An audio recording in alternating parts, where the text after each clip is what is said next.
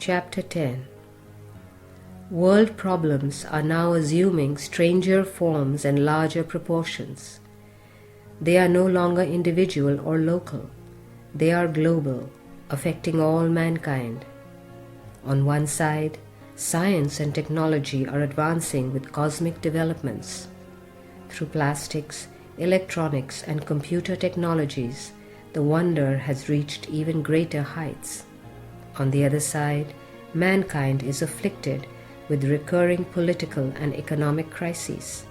National, provincial, religious, racial, and caste rivalries, narrow loyalties, and outbursts of disturbance in student campuses. These have spread indiscipline and licentiousness all over the world. This is an unbalanced and mutually contradictory situation. What really is the cause for this?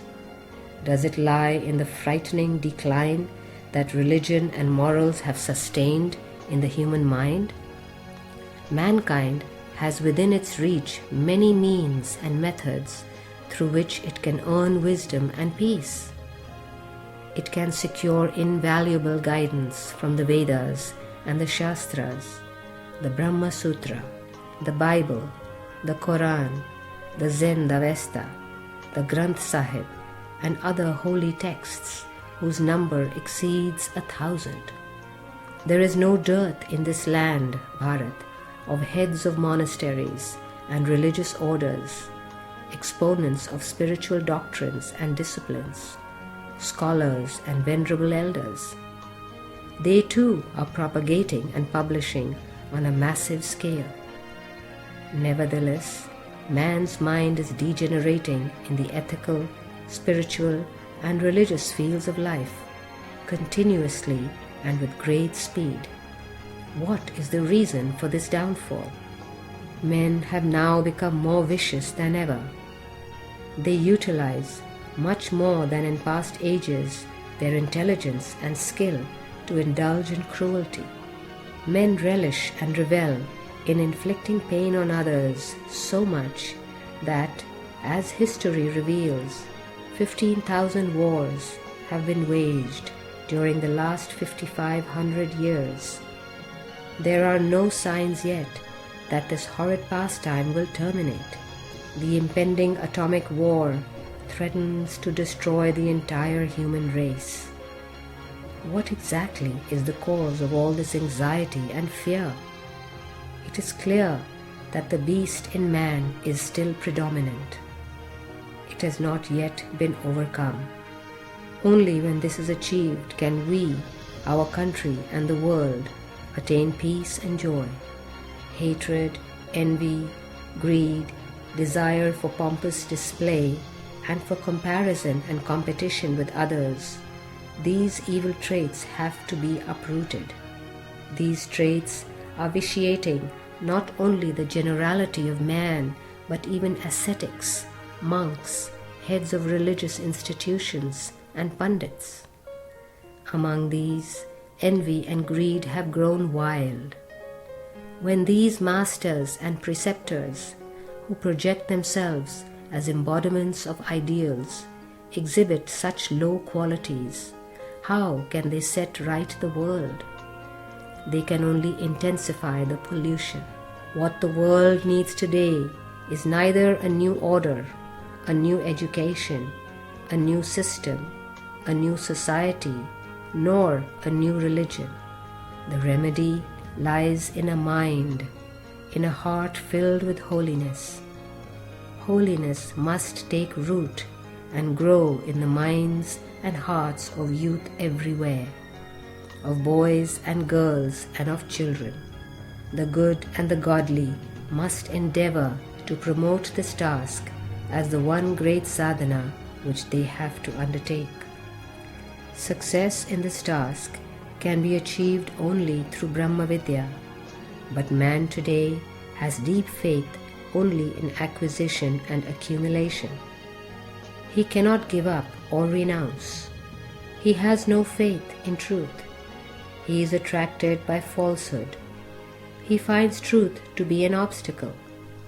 Therefore, He is unable to realize that death is the happy consummation of a glorious life. He dies in anxiety and misery. People are pronouncing ceaselessly, parrot-like, the words truth, non-violence, righteousness, and love. They proclaim that there is no religion higher than truth. But the wonder is, the one thing man has no desire to possess is truth. Man yearns to know all things, but he does not yearn to know the truth. Above all, he does not evince the least desire to know the truth of his own self. He does not turn his attention in that direction. Even if he does, it is only to justify his fears and prejudices. Therefore, the primary task of man is to discard his weakness and tendency to hurt. That which is not found at the beginning or at the end, but is manifest only in the interval, the middle period, cannot be really real. It is mithya, not satya. The cosmos did not exist before it emerged, nor can it exist after it is submerged, that is to say, after pralaya, involution, the great dissolution. What is evident in between can only be apparent truth, temporary and limited truth. It cannot be the unchanging truth. Man has to explore along these lines the value and validity of every object in the universe. The body, for example, was not there before birth, and it is not here after death. Like a pot made of clay, it exists as pot with that form and name for some time, and later resumes its clay nature. The pot is but clay, with a form and a name added to it by artificial means. Whatever the objects, everything in the universe is inexorably subject to the impact of time, and it has to face death and destruction. The tree and the soil, the house and the body, the king and the kingdom, each has to suffer the same consummation. Man ignores the means of becoming aware of the immortal in him. He is enamored of the knowledge that is concerned with the phenomenal world. Those who yield to this facile temptation are like the ones who desert the garden of heaven and rush into the jungle of poisonous vegetation. They turn away from the original, the bimba, the atma.